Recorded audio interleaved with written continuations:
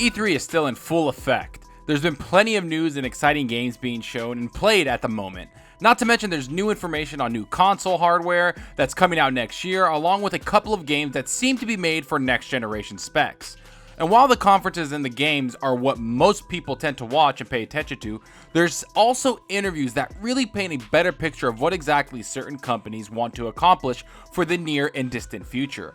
And that's exactly what happened when Phil Spencer spoke to GamingIndustry.biz, where he explains that the spending spree on new studios and even games isn't over for Xbox. You throw in some insiders claiming that Xbox is targeting specific studios and types of games to expand Game Pass, and it's very easy to see what Xbox is trying to do. So let's dive into what was said and what might happen to better explain Xbox's strategy moving forward. But first, if you liked the video, please hit that like button and that subscribe button. The support is greatly appreciated. Now, as we know, last year Xbox announced 7 new studios joining the Xbox Game Studio family, and it was something we've never seen before. And because of that hype, I believe that a lot of fans, including myself, were expecting Xbox to add a couple more studios to the Xbox Game Studio family. And as the E3 conference kept going, Xbox didn't let us gamers down, as they added a very respected studio in Double Fine. Was it the big, huge announcement people were expecting like Crytek or IO Interactive? No, but it is a well put together studio ran by Tim Schafer, who has a lot of respect throughout the entire industry. But if you pay attention to what Phil Spencer says during this interview, it does help us understand exactly what Xbox is looking for in studios and what they want for their brand. Phil says this about Double Fine. One of the things I love about Tim Schafer and the team at Double Fine is that they build different games to what our other studios build.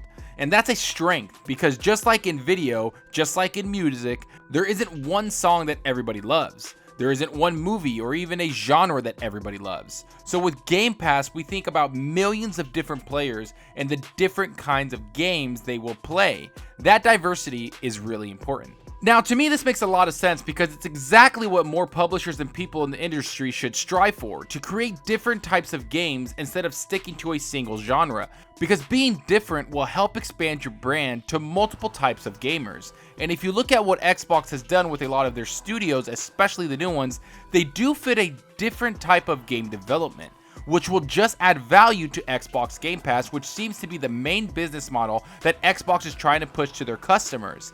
It's not about buying a console anymore, it's about having all types of gamers come to their platform in one form or another. Because while we all love Halo, Gears, Forza, Sea of Thieves, and a bunch of top-notch multiplayer games, not everyone feels the same way a lot of other Xbox fans feel. So for Phil Spencer to target specific studios that fit a different game for Game Pass really does make the service and the platform that much more appealing to other gamers that they might not have had a chance to join their Xbox platform. But this isn't the only type of developer Phil wishes to target. It would seem he would love to expand the Xbox Game Studio family in the Japanese market.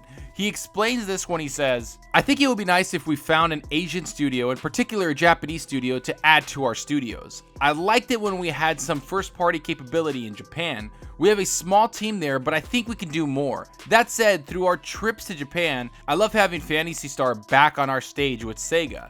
I thought that was fantastic. Miyakaze-san, before with Dark Souls and now having Elden Ring on our stage, the Japanese creators have shown up more and more." This segment of the interview is probably one of the most telling because it does indicate that Xbox is trying to expand their brand in the Asian market a lot more aggressively than we thought. A few months ago, I made a video saying as much when Phil Spencer tweeted out that he was in Japan traveling the area to meet with developers. And while Microsoft does have a smaller team there working with third-party Japanese developers, that doesn't seem to be the end goal. For too long, Xbox was the console that missed out on a lot of Japanese-based games that other consoles got. And these visits with Phil have been going on for a little while to have really made relationships with these other developers better, especially since we have a lot of games from these developers come to the Xbox, which just a few years ago seemed almost impossible. But I think that it's not the end for Xbox at Phil Spencer's plan. I think they're aiming a lot higher than people think. I believe Xbox wants a very strong foothold in the Japanese market with first-party developers tied directly to the Xbox who make certain types of games for Xbox Game Pass, which again will expand the reach that Xbox as a brand will have on the gaming market. And this small studio that's working on those developers over in Japan isn't just making relationships better, they're also looking at talent that might be hired or bought to make first-party Japanese games for the Xbox brand, something that has been missing from the brand for a very long time. And as an Xbox fan, I have to say this is a great move for the Xbox brand. Is it something that I'll get excited about? Not really, because I'm not a big JRPG or Japanese gamer. Their games don't really call to me, which is fine because I understand not every game that's being developed by Microsoft or Sony or Nintendo is meant for me. But what I do understand is that Game Pass has to keep growing in order for Microsoft's business model to succeed. Xbox has to buy more studios or acquire a lot more content for the service to really take off.